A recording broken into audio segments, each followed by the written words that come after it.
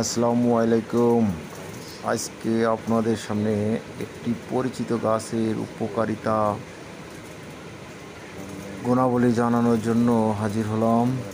আপনারা দেখছেন যে গাছটি, এই গাছটির নাম হচ্ছে তেঁতুল গাছ। তেঁতুল গাছের ফল তেঁতুল ফল বলা হয়। এই যে তেঁতুল ফল দেখছেন, এটাকে তেঁতুল। আমি আপনাদের এই তেঁতুল ফল সম্পর্কে কিছু বলতে চাই। সেটা হচ্ছে এটা দেখলেই জিভে রস আসে। এই ফলটির গুণাগুণ এমন একটি গুণ যা ভিটামিন সি, ই, প্রচুর পরিমাণে ক্যালসিয়াম, পটাশিয়াম বিদ্যমান। এই প্রচণ্ড ভিটামিনের উৎপাদন করে থাকি এই তেঁতুলের ফলে।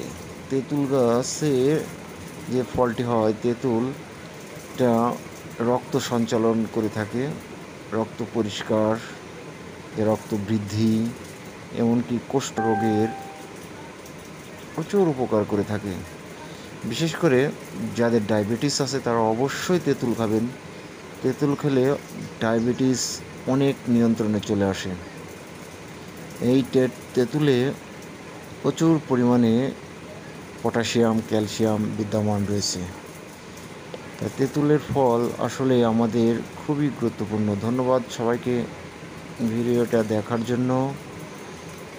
প্লিজ আমার এই চ্যানেলটা সাবস্ক্রাইব করে দিবেন। সুলতানা।